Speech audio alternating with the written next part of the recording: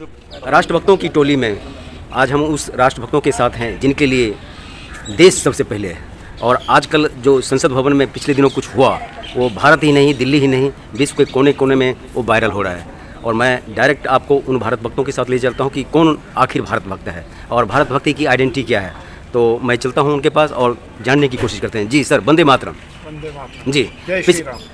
आपने पिछले दिनों जो देखा संसद में, कहीं न कहीं आपकी भावना आहत हुई होगी। जी बिल्कुल भाई साहब, हमारी भावनाओं को बहुत ठेस पहुंची है। जी। ये जो ओवैसी ने जी ये ओवैसी ने वहाँ पे संसद में बोला है पैलेस्टीन की जय, ये सुन के हमारे को बहुत तकलीफ हुई है। हमारा संगठन इसका विरोध कर रहा है और हम हर जगह जाएंगे, इसका विरोध करेंगे। आपसे मीडिया समझना चाहिए कि आप किस संगठन से हैं। और विश्व हिंदू परिषद का जिला अध्यक्ष हूँ जी। और दिल्ली लाजपत जिले से। जी, तो क्या लग रहा है कि आप वंदे मातरम नहीं बोल सकते, भारत माता की जय नहीं बोल सकते, लेकिन डायरेक्ट इतना सुदूर इजराइल जय नहीं लेकिन फिलिस्तीन जय, इसके पीछे क्या लग रहा है कि क्या मानसिकता है? इनकी मानसिकता पता चलती है कि ये भारत में रहते हुए भी ये भारत के प्रति इनकी कोई भावना नहीं है, कुछ भारत के प्रति इनकी निष्ठा नहीं है। जी। ये इनकी निष्ठा पैलेस्टीन की तरफ है, तो ये वहीं जाएं, वहीं रहें, हमारे भारत को छोड़ें। हमें इनकी कोई यहाँ पे आवश्यकता फिलिस्तीन जाएं और फिलिस्तीन रहें, तो इसका मतलब है कि आप हमास के समर्थक हैं।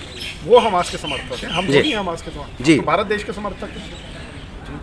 और इनको वहाँ भेजा जाए और इनकी जो सांसद बने हैं ये, इनकी सदस्यता को रद्द किया जाए, ये हमारी मांग है। आपके संविधान की जलाने की बात अभी कुछ दिन पहले 4 तारीख से पहले चर्चा में थी, लेकिन क्या लग रहा है कि कौन संविधान को जला रहा है?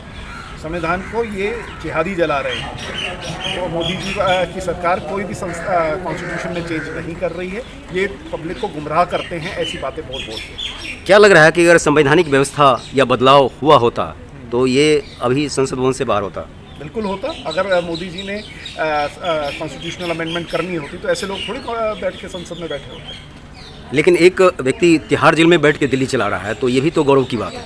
ये गौरव की बात है, ये शर्मनाक बात है। क्या पूरे 1.5 करोड़ दिल्ली की जनता में एक भी योग्य सदस्य नहीं है जो चीफ मिनिस्टर बन सकता है? उनका साफ कहना है कि मैं जयललिता नहीं हूँ, मैं सोरेन नहीं हूँ, मैं हूँ।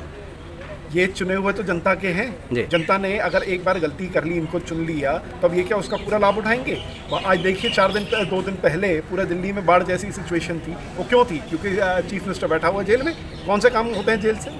ऐसे तो कोई भी चीफ मिनिस्टर कल को पकड़ा जाएगा, वो कहेगा जी मैं जेल से बैठ के चलाऊंगा शासन। ये कहाँ का कॉन्स्टिट्यूशन इनको अलाउ करता है? और अगर करता है तो इसके ऊपर ज़रूर कोई ना कोई चर्चा होनी चाहिए और इसके ऊपर कोई संविधान में निकलना चाहिए कि ये ऐसी चीज़ें अलाउ नहीं होनी चाहिए। एक चीफ मिनिस्टर जेल से बैठ के चीफ मिनिस्टरशिप चला रहा है। पिछले दिनों वैष्णो देवी जाने वाले उनके भक्तों के ऊपर कुछ ऐसा हादसा हुआ जो पूरा देश गमगीन हो गया, लेकिन कुछ वर्ग के लोगों ने एक बार भी उसका खंडन नहीं किया कि ये गलत है और ये किसी भी सभ्य मुस्लिम के लिए ये आइडेंटिटी नहीं है जो कुकृत्य किया है। ऐसा कहना चाहिए था। ये जो श्रद्धालुओं के ऊपर हुआ है उसके लिए विश्व हिंदू परिषद ने ज्ञापन दिया है राष्ट्रपति को कि इसके ऊपर कड़ी से कड़ी कार्रवाइयाँ की जाएं, ताकि ऐसे गंदे और घटिया इंसिडेंट्स आगे होने बंद हो। ये जो हमारे छोटे छोटे बच्चों के ऊपर इन्होंने बेरहमी से गोलियां चलाई हैं, ये सारे इन लोगों को इनके ऊपर कड़ी से कड़ी कार्रवाई हो ताकि आगे चल के ऐसे कोई भी इंसिडेंट्स ना हो सके। इस बार जो 18वीं लोकसभा का खास मतलब आकर्षण और सोचने और विवश मजबूर करने वाला जो रहा, 3 व्यक्ति का जो अलगाववादी विचारधारा, सोच और चिंतन के हैं, उनका सेलेक्ट होना, और वो भी हज़ारों नहीं लाखों वोटों से, तो क्या लग रहा है कि ये हमारा देश किधर जा रहा है? लोगों की मानसिकता क्या है? देखिए, इन्होंने माइनॉरिटीज़ को कंसोलिडेट करके इन्होंने ये सारा चलाया है कि हम कॉन्स्टिट्यूशन बदल रहे हैं, माइनॉरिटीज़ यहाँ पे रह नहीं पाएंगी, मुसलमान यहाँ पे रह नहीं पाएंगे।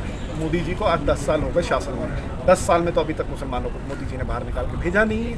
तो ये कहा, लेकिन मैं आपके बारे में झूठ कहता हूँ और झूठ सच जैसा लगता है, तो गलती आपकी है या हमारी? गलती तो भाई साहब उनकी है जो इस झूठ को दिखा रहे हैं। हमारी तो मीडिया से भी गुजारिश है कि ऐसे झूठ को मीडिया भी ना दिखाए ताकि लोगों को ऐसे झूठी बातें फैलाने का मौका। आप कहते थे साइकिल का जमाना लद गया है, लेकिन यूपी में साइकिल चल नहीं रही है, दौड़ रही है, वंदे भारत से बढ़िया है। देखिए, इसमें इन्होंने राहुल गांधी ने, अखिलेश ने जो झूठे वादे किए हैं पब्लिक को, बोला जी हर महिला को 8-8 हज़ार रुपये आएगा, या जो भी शुल्क इन्होंने दी है, उसके कारण लोगों को गुमराह किया गया है, वोटरों को गुमराह किया गया है।